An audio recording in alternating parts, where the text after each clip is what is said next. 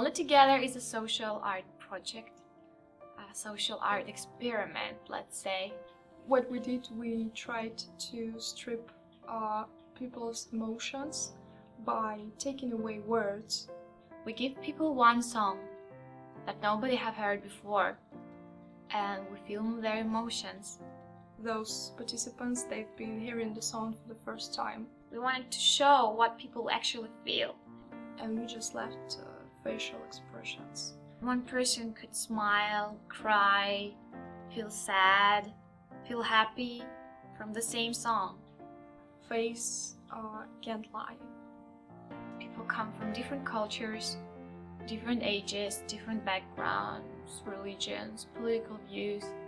They are different, but they all have a common thing. What is Ability to feel.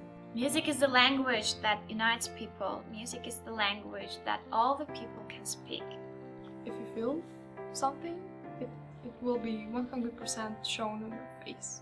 Maybe after this project, people would be more patient to each other, more eager to understand each other.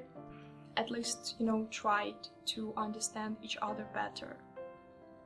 To have more empathy for each other. We can solve by doing that small thing so many problems. And that's how we will make the world a little bit better.